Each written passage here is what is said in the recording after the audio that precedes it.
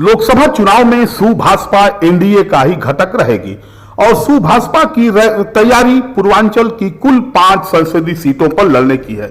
इन सीटों में गाजीपुर शामिल नहीं है, यह कहना है सुभाषपा के राष्ट्रीय प्रमुख महासचिव डॉक्टर अरविंद राजभर का।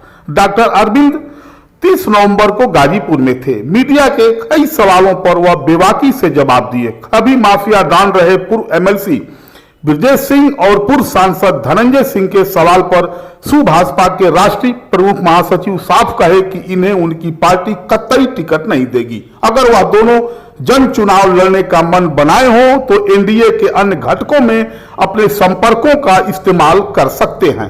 पूर्वांचल की 5 संसदीय सीटों पर डॉक्टर अरविंद यह नहीं खोले कि उनमें कौन कौन सीटें हैं, मगर यह जरूर जोड़े कि यह सभी सीटें पिछले चुनाव में भाजपा की हारी हुई है।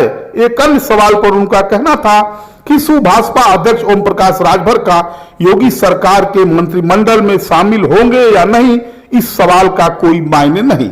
सुभाषपा के लिए अहम है कि एनडीए का हिस्सा रहकर सूबे की 80 सीटों पर झंडा फहराने का है। इस मौके पर डॉक्टर अरविंद सपा मुखिया अखिलेश यादव पर जुबानी बाढ़ दागने से भी नहीं चूके। वह यहां तक कहे कि अखिलेश यादव भस्मासुर हैं, उनकी नीयत सुभाषपा को ही हजम करने की थी। चलिए अब आप भी सुन लें कि सुभाषपा के राष्ट्रीय प्रमुख महासचिव क्या बोले।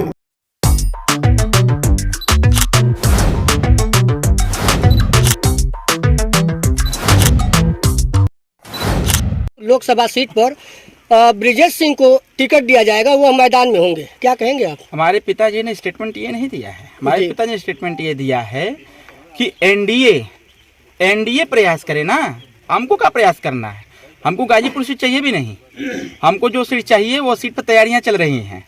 सुहेलदेव भारतीय समाज पार्टी एनडीए का हिस्सा है और 80 सीट की तैयारी कर रही है।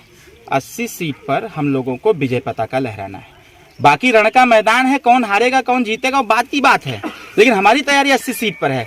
कौन चुनाव लड़ेगा, ब्रजेश सिंह लड़ेंगे कि धनंजय सिंह लड़ेंगे कि कौन लड़ेगा, इसके बारे में हम नहीं बता सकते हैं। सुहेलदेव भारतीय समाज पार्टी कभी भी इसके पक्षधर नहीं है कि ऐसे साथियों को जो है लाया जाए। वो एनडीए के भाजपा में उनके लोग एमएलसी हैं, वो अपना बतिया में ना। सुहेलदेव भारतीय समाज पार्टी को चुनाव लड़ाना होगा गाजीपुर से तो हम अपने प्रमुख जी को लड़ाएंगे, हम इनको लड़ा देंगे भाई, हम तो उनको लड़ाएं। अगर सीट मिलती है हमको तो हम अपने पार्टी किसी कार्यकर्ता को लड़ा देंगे। ठीक है। तो वो अलग का विषय है। सुहेलदेव भारतीय समाज पार्टी अपने काम पर विश्वास करती है और सही दिशा में है। अरविंद जी, अभी आपने एक सवाल भी पैदा कर दिया।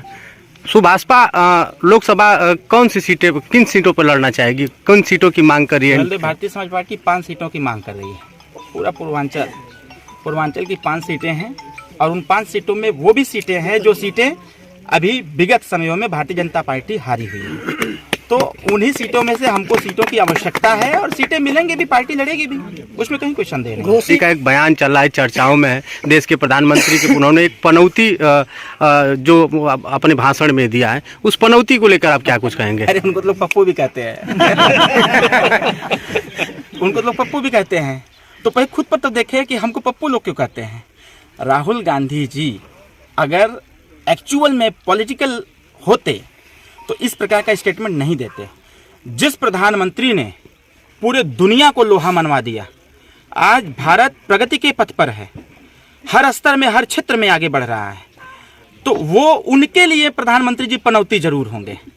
माननीय नरेंद्र मोदी जी राहुल गांधी जी के लिए, कांग्रेस पार्टी के लिए पनौती जरूर होंगे। जैसे देखा जा रहा है सुहेलदेव भारतीय समाज पार्टी एनडीए के साथ, भारतीय जनता पार्टी के साथ पूरे मुस्तैदी से लगी हुई है। सिर्फ मंत्री बनने के लिए नहीं, सिर्फ सीट लेने के लिए नहीं, हम पूर्व की सरकार में भी थे, आगे भी सरकार में रहेंगे। पूर्व की सरकार में रहे तब भी वंचित वर्गों के हिस्से की बात किए, तब भी बेरोजगार नौजवानों की बात किए, बेहतर शिक्षा की बात किए, ग्रामीण क्षेत्र के विकास की बात किए, जो गरीब खाए बिना मर रहा था उसके भोजन की बात किए, जो दवाई के अभाव मर जा रहा था उसके दवाई की बात किए, जो अच्छी शिक्षा प्राप्त नहीं कर पा रहा था उसकी शिक्षा की बात किए, और बहुत सारे बदलाव भी हुए। उन बदलाव को देखते हुए अगर भारतीय जनता पार्टी ने इस चीज को कहते हुए पाया गया है कि ओम प्रकाश राजभर इंपॉर्टेंट है हमारे लिए, तो ओम प्रकाश राजभर देश हित में उनके साथ खड़ा है और आने वाले समय में मंत्री बनावे चाहे मत बनावे, ओम प्रकाश राजभर विचारधारा की लड़ाई लड़ता है, गरीब कल्याण की बात करता है, वो भी अंतिम व्यक्ति। हम किसी अमीर की पैरवी नहीं करते, हम उनकी बात करते हैं कि जब हम गांव में जाते हैं तो बूढ़ी माँ, 90 साल की बूढ़ी माँ जब लाठी लेके आती है और एक बात कहती है कि बाबू हमारा आवाज़ अभी तक नहीं बन पाया, हम उसकी लड़ाई लड़ते हैं। हम उस गांव में जाते हैं, उस परिवार। अरविंद जी, लास्ट प्रश्न है कि मंत्री पद की अब चाह नहीं, सिर्फ गठबंधन धर्म निभाएंगे क्या? एकदम निभाएंगे भैया। हम गए थे पिछली बार भी, समाजवादी पार्टी, हम सोचे कि पिछड़ों की पार्टी है, मिल करके काम किया जाएगा। लेकिन वहाँ जाने के बाद हमको ऐसा लगा कि वो तो शंकर भगवान वाली कहावत रिपीट हो गई। जब मैं अंदर गया, सब कुछ देखा, ताका, बात किया, बातचीत किया, 22 सीट का दावा करके सीटों की सूची मैंने दिया। हमारी जो सीटें थी उन सारी सीटें अपोजिट हो गई, सब सीटें खत्म हो गई, अपने मन से लोगों ने सीट दे दिया। जब हम देखे कि ये तो हमारी पार्टी को समाप्त करने का बंदोबस्त किया जा रहा है। माननीय मुलायम सिंह यादव जी से जब एक पहली बार मैं मिला था तो माननीय मुलायम सिंह यादव जी ने बाबूजी को समझाते हुए यही कहा था कि बड़े दरबार में कभी मत जाना, अपनी ताकत बढ़ाओ, संगठन मजबूत करो, कार्यकर्ताओं, वोटरों, मतदाताओं, समर्थकों के लिए लड़ो, भिड़ो, संघर्ष करो। जब संघर्ष करोगे तो एक मुलायम नहीं 100 मुलायम पैदा होंगे जो ओम प्रकाश राजभर को याद करेंगे। और ये बात अखिलेश यादव जी को नहीं समझ में आता। एक मजबूत व्यक्ति, एक मजबूत संगठन की पार्टी, उसको उन्होंने तलाक दे दिया। और तलाक देने के पीछे यही कारण था कि अखिलेश यादव जी भस्मासुर की भूमिका में आते हुए नजर आ रहे थे। मेरी पार्टी सुहेलदेव भारतीय समाज पार्टी को ही खत्म करने के पीछे पड़ गए, हमारे नेताओं को तोड़ने का प्रयास किया गया। जैसे क्या ओम प्रकाश राजभर जी भाजपा से नाराज चल रहे हैं, इस तरह मीडिया में सुर्खियां चल रही हैं, इस तरह तो बड़ा खुश है, रोज यही बात बाबूजी से होती है। हमारे नेताजी बहुत खुश हैं, ऐसी कोई नाराजगी हाँ नाराजगी है, किसको पता है? विरोधियों को।